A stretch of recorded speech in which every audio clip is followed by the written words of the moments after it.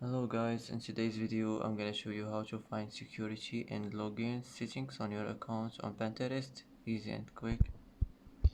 First click on your profile and now click here.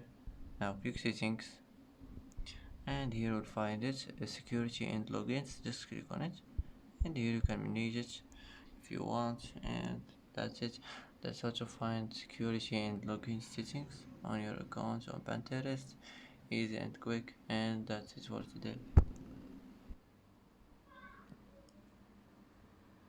And that's it for today's video. If you like this video, don't forget to like and don't forget to subscribe.